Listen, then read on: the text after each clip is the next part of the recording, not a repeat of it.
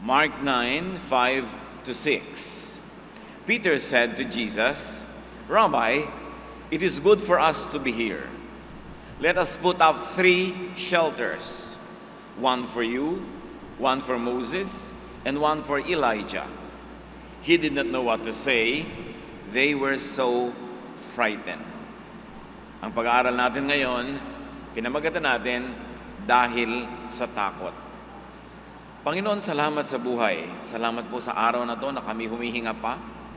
Pinagpapala ninyo, binibigyan ng lakas. Turuan nyo kami na ang araw na ito ay magamit sa iyong kaluwalhatian at para sa aming ikalalago. Teach us now, O God. Be our speaker, be our teacher. Lead us unto greater knowledge of you and your Son, Jesus, so that this knowledge may turn into righteousness, into acts of love, into peace and contentment. Father, we seek you, asking you to heal, empower, lead us. In the name of your Son, Jesus our Lord, our Savior and friend. Amen. Dahil sa takot. Mark 9:1. And he said to them, meaning Jesus said to them, "Truly I tell you, some who are standing here will not taste death before they see the kingdom of God has come with power." Ang central teaching ng Panginoon ay kingdom of God and love. Freedom to love, to be loved, to be in the kingdom of God. At sinabi niya, pinapatunayan ko sa inyo, may mga ngayon ay nakatayo, nakikinig sa akin at nabubuhay na hindi na aabutin pa ng kamatayan bago ninyo makita na dumating ang kaharian ng Diyos. Ang paghahari ng Diyos. Napakatagal na hinihintay ng mga Israelites yung tinatawag nilang Kingdom of God, yung pagdating ng Messiah na siyang magdadala ng Kingdom of God. At ngayon, sabi ni Jesus, mangyayari na in your generation. May mga nabubuhay ngayon na hindi na aabutin ng katandaan at kamatayan bago matupad ang hinihintay, darating ang kingdom of God. So the kingdom of God comes within the lifetime of the first generation Christians. And history shows, therefore, that the coming of the kingdom of God is not the end of the world or the planet. Kasi kung darating ang kaharian ng Diyos at ang paghahari ng Diyos na may mga buhay pa sa first generation hearers ni Jesus, di matagal nang dumating yung kingdom of heaven na yon. Kasi naubos na, namatay na lahat yung first generation hearers niya. At sabi niya, may mga na buhay sa inyo ngayon na hindi na aabutin pa ng kamatayan bago mangyari ito. So ang kasaysayan na nagsasabi sa ating nangyari na. At kung hindi pa natin nakitang nangyari, dapat makita nating nangyari na. Hindi naman nag-end ang planeta nung first generation life ng mga Christians. Therefore, the coming of the kingdom of God is not the end of the world or the planet, but obviously the end of the Jewish world. Not the planet as world, but the end of their cultural, religious world defined by their Jewishness. The end of the coming of the kingdom of God is the end of the temple-centered faith system. At ang masusing pag-aaral ng lahat ng sinabi ni Jesus, naganap sa New Testament times ay magpapatunay na ang tinutukoy ng Panginoon, madalas pag sinasabi niyang end of this world, is not the end of this planet, but the end of the world that the Jewish people knew it to be. Ang pagwawakas hindi ng planeta, kundi ng daigdig ng mundo ng mga Hudyo na nakasentro, nakasalalay sa templo sa Jerusalem at sa priesthood ng kanilang mga pari. In fact, Jesus prophesied the so-called end of that world. Matthew 24:2, sabi niya, "Do you see all these things?" He asked, "Truly I tell you, not one stone here will be left on another, everyone will be thrown down." Isa daw sa mga senyales na nagwakas na nga ang mundo na tinutukoy niya ay iguguho ang templo sa Jerusalem. Wala daw matitira mga patong-patong na bato, hindi naman literally. Kundi ang ibig sabihin, the temple as an institution will be like a building that is torn down. It will not be used anymore. It will not be there anymore. At kung babasahin ang propesiya na ito sa naganap sa kasaysayan, the end of this world that he was talking about, the coming of the kingdom of God, is the end of the temple-centered, priest-dominated, law-based faith. That was the world that was going to end in the lifetime of his original hearers. At nung kausap niya ang babae sa Samaria, na iginigiit na ang tamang pagsamba ay sa Mount Gerizim sa Samaria at hindi sa Mount Zion sa Jerusalem, doon sa temple, sabi ni Jesus sa kanilang usapan, at sabi ng babae, John 4:20-21, "My ancestors worship on this mountain, but you Jews say Jerusalem is the only place to worship." Jesus said to her, "Believe me, the time is coming when you won't worship the Father either on this mountain or in Jerusalem." Nagpapagalingan kasi ang mga Hudyo at ang mga Samaritana kung sino ang tunay na anak ng Diyos, kung saan ang tunay na bundok ng Diyos, Mount Gerizim ba sa Samaria o Mount Zion sa Jerusalem. Alin ba ang tunay na templo ng Diyos? Ang templo sa Mount Gerizim o ang templo sa Mount Zion, which is the temple in Jerusalem where the Jews worship? At sabi ng babae, kayo mga Hudyo, ang yayabang nyo, sinasabi nyo, sa Jerusalem lang, sa temple nyo lang pwedeng sumamba, inyo lang ang franchise sa Diyos. At sabi ni Jesus, alam mo babae, makinig ka sa akin, darating ang panahon na kayo o ang mga Hudyo ay hindi nasasamba dito sa Mount Gerizim o sa Mount Zion o sa temple sa Jerusalem o sa Mount Temple. At sa katunayan, later on in their discussion, sabi ni Jesus, that time has come. I who talk to you, I am the Messiah. Dumating na ang kingdom of God. Ano ngayon yung tinutukoy na magwawakas yung world na yon nung AD 70? Winasak ng Roman Imperial Army ang templo sa Jerusalem and not one stone was left on top of another, symbolically. Siyempre, meron naman mangilang-ilang na tirang magkakapatong. Pero bilang isang institusyon, isang lugar na pinagsasambahan, isang lugar na pinaggagawaan ng animal sacrifices, mula noon hanggang ngayon, hindi na nabuo ang temple, yun ang world that ended. A Jewish-dominated religiosity. A religiosity centered on animal sacrifice, a religiosity centered on the ministrations of the franchise of the priests in Jerusalem. That world ended. At yan ang sinasabi ni Jesus, not one stone will be left on top of another. And all the signs of the end, na kuminsan ay pinag-uusapan ng mga laging natatakot sa end of the world. Mga wars, rumors of wars, famine, earthquakes, etc., persecution, all those happened before AD 70, during the year of AD 70, and immediately after it. Ang mga Hudyo kasi nagkaroon ng isang napakalaking revolt against Rome. And in AD 70, Rome decidedly put that revolt to a crushing end. Winasak ang bayang Israel, winasak ang templo, pinalaya sa mga Hudyo mula sa kanilang promised land na sinasabi nila. Kaya nagkaroon lang uli ng Jewish nation noong 1947.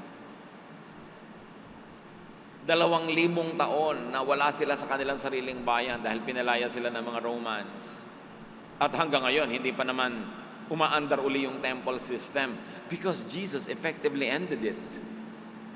Hindi na kailangan ng animal sacrifice because Jesus already sacrificed Himself. No longer by the offering of the blood of animals will people be saved and redeemed, but by the offering of the blood of Jesus. And by dying on the cross and interceding between God and man, Jesus formally, finally, and completely replaced the ministries of the Jerusalem priests as intercessors between God and man. Now we have one intercessor, and His name is Jesus Christ, the Son of God. That's why when Jesus says, this world will end, He is not talking about the planet. He is talking about the Jewish world, centered on them as a chosen people, centered on their priests as the only franchised and licensed intercessors between God and men, and centered on animal sacrifice, which was made irrelevant by the perfect sacrifice of Jesus.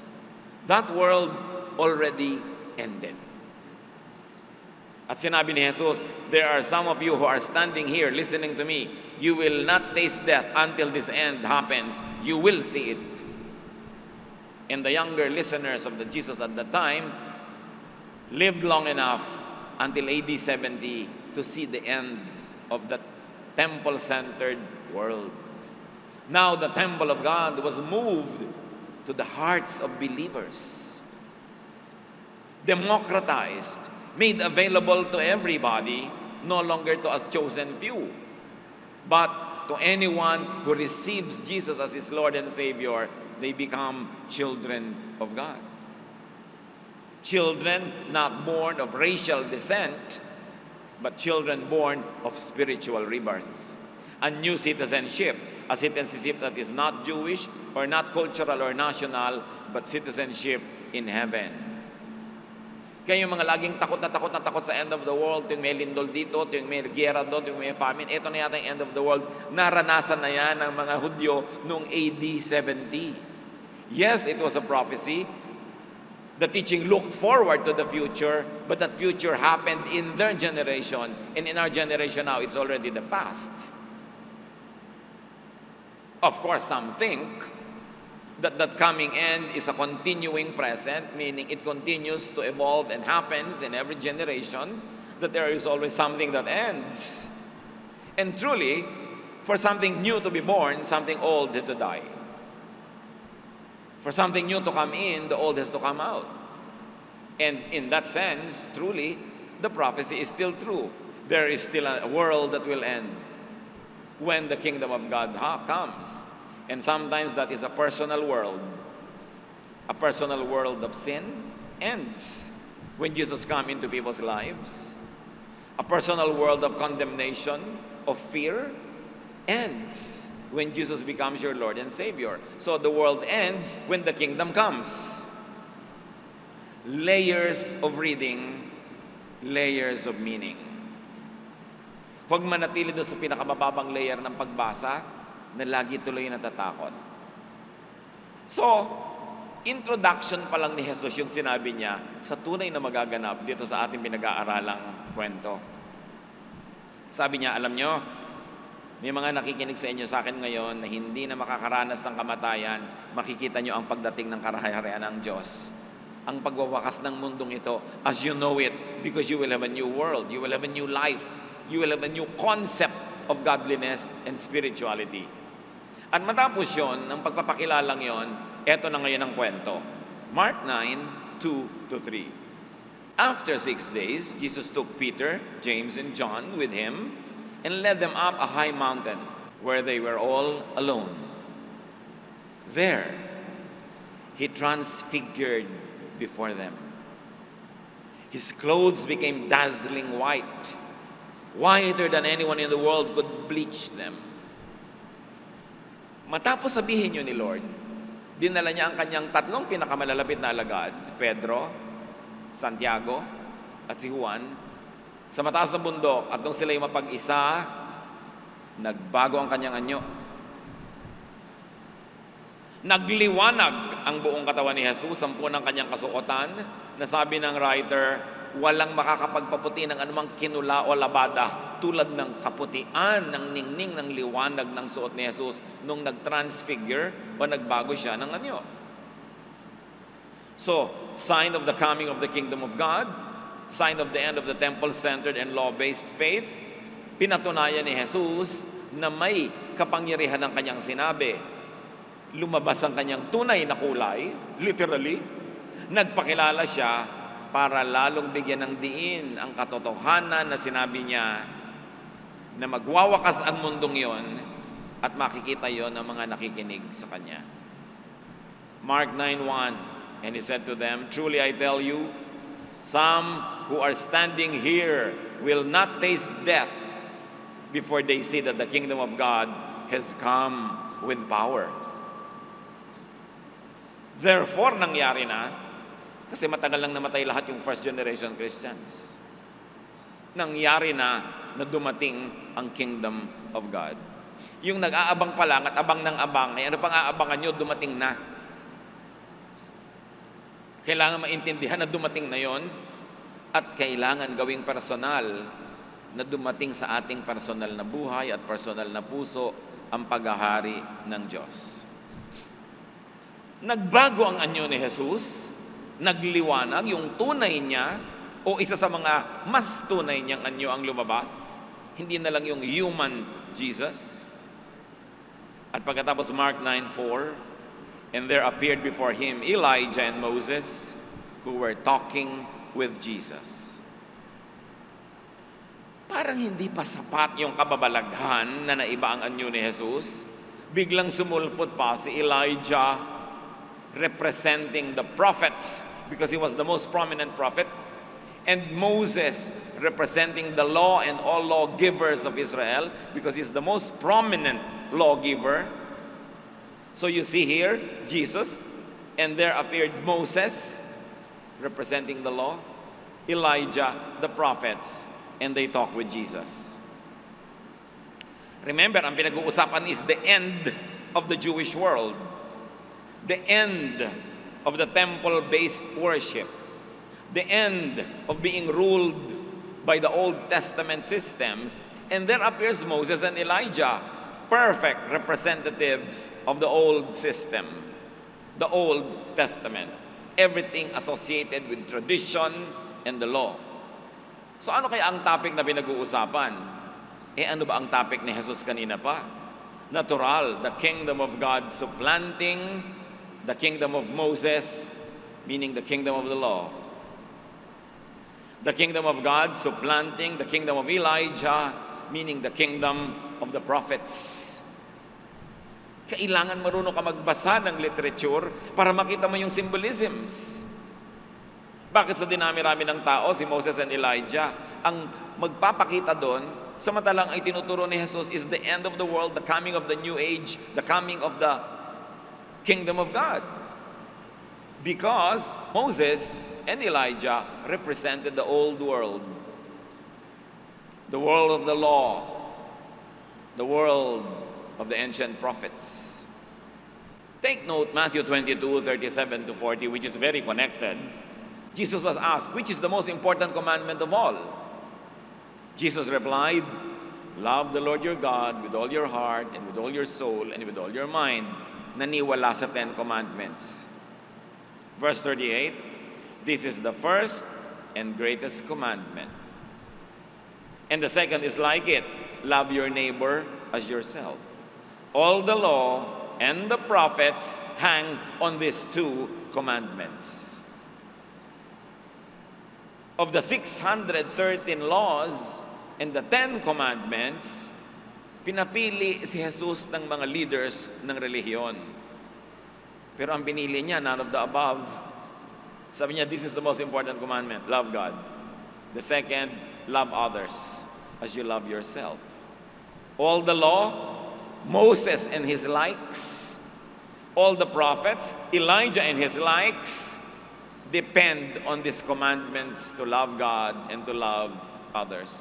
Meaning, any commandment, any law, any teaching of the prophets that does not promote love for God and love for others must be submitted to the superior command, which is to love. And Jesus is love, God is love. Meaning, Moses and Elijah have to submit to Jesus.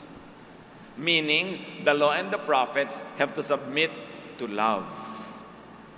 Mark 9:5-6, sa pagpapatuloy ng nangyari doon sa bundok, sobrang nagulantang itong si Peter sa nangyari at ang kanyang mga kasama.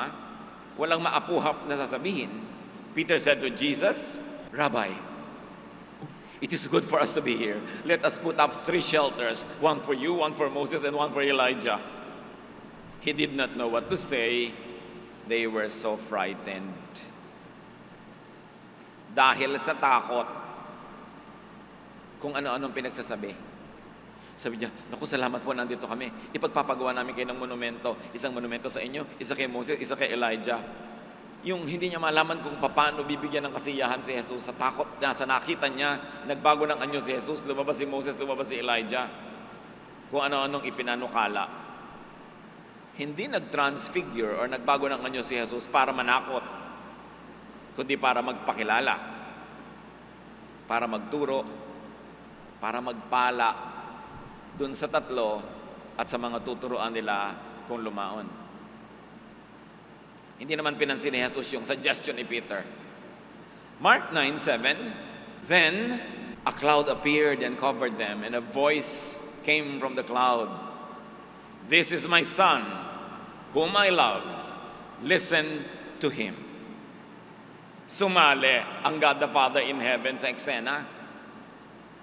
Parang hindi pa sapat na nagbago ang anyo ni Jesus, lumabas si Moses, lumabas si Elijah, nagparinig pa ng boses niya ng kanyang kaluwalhatian ng Ama sa Langit. God the Father, the highest, joins in and says, Jesus is my son. Read my lips, not Moses nor Elijah. Not the law, not the prophets. Sabi niya, sa Colossians 2:9, for in Christ, all the fullness of the deity lives in bodily form. Importante na basahin yung verse from your Bible. Because the fullness of God the Father in heaven is complete in Jesus. Kung may pagpapakilala ang Diyos Ama na pinakakompleto, hindi sa law, hindi sa prophets, kay Jesus. Because all the fullness of God in heaven is in Jesus. At yun ay idiniin ng Ama. Sa tatlong nakikita nyo, ang anak ko dyan si Jesus. This is my son. Sa tatlong nakikita nyo, ang pinakamahal ko dyan si Jesus. Siya ang anak ko. Sa Kanya kayo makinig. Ibig sabihin, well, alam kong nakikinig kayo kay Moses at sa law, good up to a point. Alam kong matagal na nakikinig kayo sa mga propeta, good up to a point. Pero ngayon, ipinadala ko ng aking anak para ipakilala na ako ng buong buo, ng walang mali, walang kulang. Sa Kanya kayo makikinig. Hindi ibig sabihin na huwag na kayo makikinig kay Moses o kay Elijah sa law and the prophets, pero sakasakali na may conflict sa application sa buhay nyo, yung law of Moses and the law of Jesus, which is love, ang papakinggan nyo si Jesus. Be loving more than legal. Kung sakasakaling may conflict ang application sa buhay nyo ng mga sinabi ng mga propeta sa sinabi ni Jesus, alam nyo kung kanino kayo dapat mas makinig kay Jesus. Siya ang anak ko, siya ang mahal ko, sa Kanya kayo makikinig. Kaya sumali ang Ama sa usapan. Napaka-importanting naganap sa bundok na yon. Jesus is the one I love, the Father says. And read my lips, not Moses nor Elijah, not the law nor the prophets. In other words, it is not the law, it is not the prophets that I love. It is love that I love, and Jesus is love, and because I am love, God is love, you should know kung anong dapat na mas inuuna ng taong relihiyoso. Ang maging maibigin, ang tumanggap ng pag-ibig, at mabuhay sa grasya ng Diyos na maibigin. Very emphatically, the Father said, Jesus is the one you must listen to. At yan naman talaga ang challenge ng maraming relihiyoso kahit sa ating panahon. May mga katuruan kung minsan si Moses na hindi na ganun ang katuruan ni Jesus. May mga katuruan ng mga propeta na sumasalungat ko minsan sa law of love ni Jesus. Sabi ng Ama sa Langit, you must know who to listen to. You must listen to my son, to the one I love. Hindi na dapat nalilito pa ang mga contemporary believers ngayon. Kaya tingnan ninyo, babatuhin nyo ba hanggang mamatay ang babaeng nagkasala? Sabi yun ng law of Moses. Pero sa action ni Jesus, hindi niya ipinabato. O alin ngayon ang i-apply mo sa buhay mo? Mambabato ka pa? Si Jesus nagpakita na ng halimbawang, o sige, yung walang kasalanan na lang maunang bumato. Ibig sabihin, walang qualified bumato, huwag niyong batuhin. Lahat kayo, go home and sin no more. At yan ang kalituhan ng maraming Kristiyano ngayon. Kunwari, Kristiyano, pero ang pinaiiral sa buhay, law, the prophets. At hindi lang yon, Minsan, mas pinaiiral sa buhay ang mga turo ng disciples sa New Testament kaysa sa turo ni Jesus, the discipler. Kaya kung makakakita rin kayo sa ating limitadong kaalaman ng interpretation, ng parang conflict sa application ng turo ng mga mahihigpit na mga disciples o sa turo ni Jesus, sabi ng Ama sa Langit, "This is my Son. Everything that can be known about me is known through Him. Listen to Him, not to others." Pakinggan nyo lang yung iba sa mga area na hindi sila nagko-conflict sa turo ni Jesus. Katulad na lang ng mga disciples, nakakita sila ng mga nagpapalayas ng masasamang espiritu sa pangalan ni Jesus na hindi nila kasama sa kanilang grupo.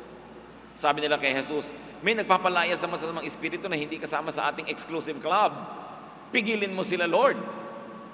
Kung sila lang ang pakikinggan, exclusive na naman sa kanila ang religion. Sila na naman lang ang tama. Wala na namang ibang pwedeng may authority outside of them. Para rin sila mga Pharisees. Pero sabi ni Jesus, no, don't stop them. Whoever is not against you is for you. So sinong papakinggan mo? Yung mga disciple na gustong pigilin yung hindi member ng sekta nila dahil sekta lang nila ang tama? O si Jesus na sabing, pag hindi mo kalaban, kakampi mo, hayaan mo lang sila. May conflict talaga kung minsan ng application ng Moses, ng prophet, and even the disciples of the New Testament. Pero malinaw ang sinabi ng Ama, "This is my Son, with whom I am well pleased. This is the one I love. You must listen to Him." At yan ang challenge sa mga Kristiyano ngayon, to put Christ back to Christianity. Kasi kung minsan ang label lang ng church, Christian, pero ang teaching sa loob, law, prophets, disciples. As we have said, those are useful as long as the application does not conflict with the spirit of love of Jesus. And when there is a conflict, hanggang magdugo ang tenga natin kauulit at hindi ako mamamalat kauulit, the law of love, the teaching of Jesus must prevail. Idiniin yon ng Ama. Mark 9, verse 8, sa pagpapatuloy ng kwento sa bundok, suddenly, when they looked around, they no longer saw anyone with them except Jesus. Sa pagtingin nila uli, sa di kaginsa-ginsa, sa isang kisap mata, nawala yung dalawa, pati yung Ama, si Jesus na lang natira. Siguro naman hindi mahirap sa poetry na mabasa ang kahulugan, ha? There is no more Moses, therefore no more law. There is no more Elijah, therefore no more prophets. Only Jesus, only love remains. At hindi nawala sa pag-unawa nila Pedro, nila Santiago at Juan ang kahulugan, nawala yung iba ang natira si Jesus. The imagery, the symbolism is so obvious. Kaya ang sabi ni Paul na nakakaintindi ng ganito mga bagay sa malalim na paraan, 1 Corinthians 13:13, and now these three remain, faith, or the law, hope, or the prophets, and love, or Jesus. But the greatest of these is love. Jesus. Paul understood what the Father said, "This is my Son, listen to Him." Kaya ang sabi ni Lord sa Matthew 5:17, "Do not think that I have come to abolish the law or the prophets. I have not come to abolish them, but to fulfill them." Eto ngayon, anong ibig sabihin ng to fulfill? Ibabalik lang pala lahat? Paiiralin lang uli lahat to the letter of it? Ba't pa siya dumating? Ba't pa sinabi ng Ama na dito kayo makinig? Yung word na fulfill does not mean reimposing them. Romans 10:4 defined it for us. But Christ makes the law no longer necessary for those who become acceptable to God by faith. It is very clear. Tandaan nyo yan. Memory verse. Paul said it very clearly. Among all of them, it was Paul who understood that Jesus' ministry the best. And he was the one who communicated it the best.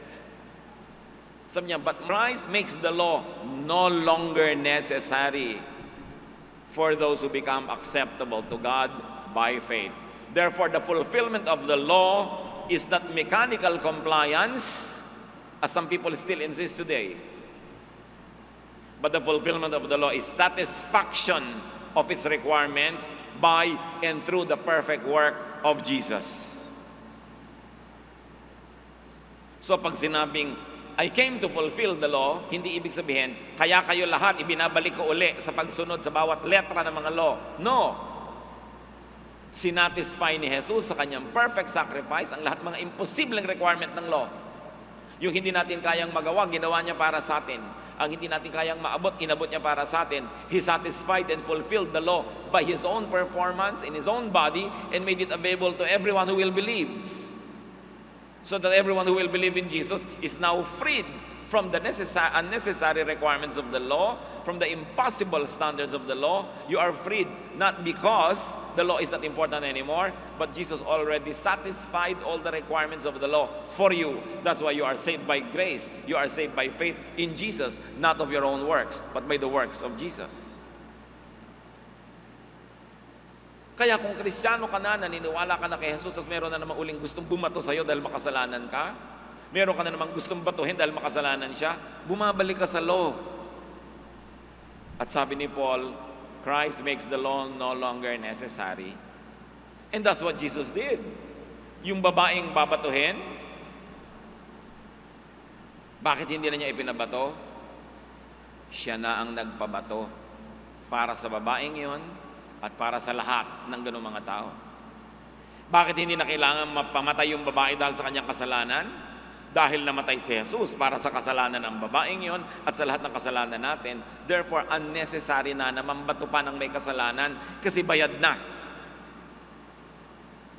Kasi malaya na ang tao, hindi dahil naging perfect siya sa kanyang accomplishment, kundi pag nananalig ka kay Jesus, nagiging perfect ka dahil inililipat niya sa iyo ang kanyang perfection at inililipat niya sa kanyang sarili ang iyong imperfection. Ang lahat ng kasalanan mo ibinubunton kay Jesus, namatay siya, dala-dala ang kasalanan mo at nabuhay siyang iniwan na yon mula sa libingan, bayad na ang kasalanan, kaya baliwala na ang law. Tapos ngayon, ipagpipilitan na ng mga tao, law na naman, hanggang kaliit-liit ang bagay, kamunti-munti ang bagay ng paghihikaw, pagtatato, ng haba ng buhok, haba ng damit, kung anong kakainin sa Lord's Supper, ibinabalik na naman sa law, wala na ngayon. Ang dapat na lang umiral is the law of love. To love one another, to accept one another unconditionally, and to help each other be built up, to develop, to grow and grow, to be more and more like Jesus. Kailan maiintindihan ng mga Kristiyano ang ibig sabihin na maging Kristiyano? Marami kasing Kristiyano, actually, maka-Moses, maka-Elijah, maka-Pedro, maka-Paul, maka-James. Kaya sabi ni Paul, is Christ divided? Some of you say, I follow Apollos. Some I follow Cephas. Some I follow Paul. Sabi niya gano'n, is Christ divided? We must all follow Jesus. Because all those people are just also followers of Jesus. Kaya sabi ng Ama, this is my son. Huwag kayong malilito kung sino. This is the one I love. Huwag kayong malilito kung sino. Listen to him. Huwag kayong malilito kung kanino makikinig. At sabi ni Paul sa Galatians 3:28, there is neither Jew nor Gentile. Pero inyo, nabura na yung pagka-favored ng Jew over Gentile. Neither slave nor free. Nor is there male and female, for you are all one in Christ Jesus. Wala nang ganyan-ganyan, babae, lalaki, wala nang malaya at alipin, wala nang Hudyo at Gentile, lahat kayo dahil kay Jesus, isa na lang, pantay-pantay. Tapos ang dami pa mga tao ngayon na-offend pag may babaeng leader sa church. Para namang walang Galatians, sinabi na nga, pare-pareho, pantay-pantay. Gusto pang ibalik sa Old Testament style na puro alipin ang mga babae. Ipinalaya na nga ni Jesus. Pinalaya na niya sa mga gender issues, male o female. Sabi ni Pablo, walang issue yan. Ang issue, ligtas ka na ba dahil kay Jesus? At kung nananalig ka kay Jesus, pag-ibig ang paiiralin mo at lahat kayo'y isa. Pinag-iisa ng pag-ibig ng Diyos. There is a democratization of heaven, no longer an exclusive franchise of the priesthood in Jerusalem. Pagkatapos naman ngayon ng lahat ng ito, meron na naman ngayong mga gustong buuin na naman yung templo sa Jerusalem. Mag-contribute kayo ng pondo, bubuuin natin ang templo sa Jerusalem. Giniba na nga ni Jesus. Bubuuin mo na naman, edi lumalabag ka sa kalooban ni Jesus. Bakit mo bubuuin uli yung templo? Yung templo sa Jerusalem is for animal sacrifice. Edi babaliwalain mo ang sacrifice ni Jesus? Anong gagawin mo doon sa bagong templong bubuuin? Maglalagay ka na ng mga baka, mga kambing, mga ibon at kalapate? I-offer mo uli. Nag-offer na nga si Jesus. At pag naglagay ka na naman ng templo sa Jerusalem, gagawin mo na namang star ang mga Jews. They will feel superior over other believers again. Sinabi na ngang, there is no more Jew or Gentile. Binura na. Gusto mong ibalik sa kanila yung star status? Gusto na namang buuin yung templo at gustong gayahin ang mga kaugalian ng Israel, mga kasuotan, mga terminologies, mga words. Dinemocratize na nga yung pananalig para sa lahat ng tao. Gustong i-reverse ng iba, ibalik sa dati. Sabi ng Ama sa Langit, this is my son, this is the one I love, listen to him. Sa palagay niyo ba kung gustong buuin ng Diyos yung templo sa Jerusalem, imposible niyang gawin yon? Mahirap ba sa kanyang gawin yon? Kailangan ba niya ng assistance?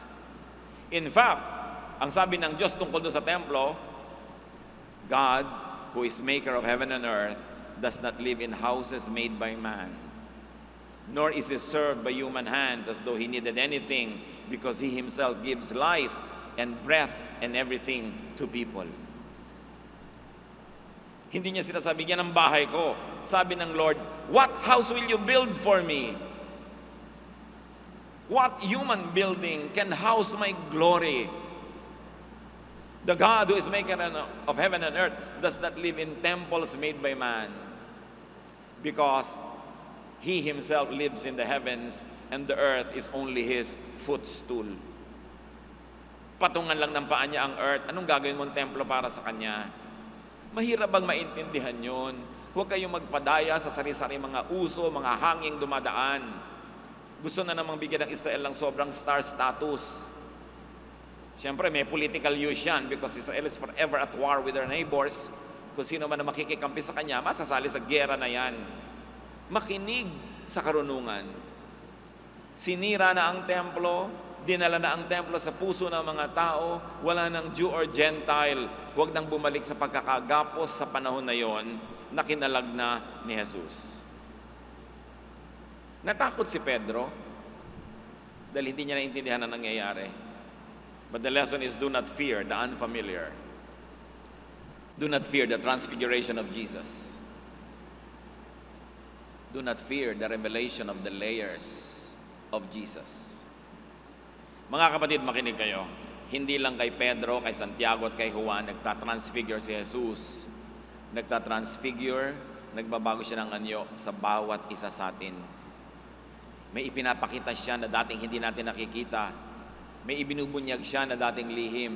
May kaluwalhatian siya na ngayon na ipinauunawa. Dapat bukas ang puso mo at huwag kang matakot sa patuloy na pagbabago ng pagkaunawa at pagkakilala mo kay Jesus. Huwag mo siyang ipako sa krus. Huwag mo siyang ipako sa dati mo nang alam nung bata ka pa. Huwag mo siyang ipako sa mga nauna ng katuroan sa iyong utak. Dapat lagi kang maghanda na makita ang kanyang mga transfiguration. Because Jesus will bring us from glory to glory. Like He brought Paul to the third heaven to receive high instruction. Huwag niyong itali ang mga sarili niyo sa mga nakaugalian at nakasanayan ng kalaman. We must move from glory to glory. There is so much to know about God. There is so much to know about Jesus. What we know is little, what we do not know is immense. Do not be afraid of new ideas. And do not fear the new versus the old. Do not fear the kingdom of God when in fact it comes knocking at your door, revealing itself in greater glory. Do not fear the teachings of Jesus, the new teaching, which is love. Yung iba kasi, they want to play safe and become strict, become legalistic by the book. Do not fear to love, because love is the greatest. Nung nagtuturo si Jesus ng kakaibang mga bagay, na lumigalig talaga sa mga taga-templo dahil nanganib ang kanilang hanap buhay, Mark 1:27, the people were also amazed that they asked each other, what is this? A new teaching, and with authority, meaning accompanied by signs and miracles. He even gives orders to impure spirits, and they obey Him. Mga evil spirit nga, obedient kay Jesus eh. Mas mabuti pa doon sa mga religious people of his time.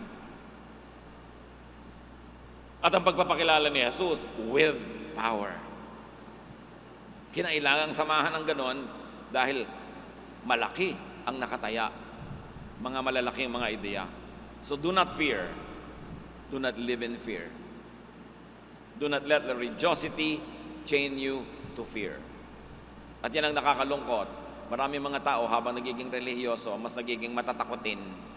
Puro takot, puro takot, puro takot. The problem with contemporary Christianity is too much pa rin si Moses and Elijah. Sobra pa rin si Law and the Prophets. At kumisan, sumobra pa yung mga New Testament apostles and teachers kesa kay Jesus.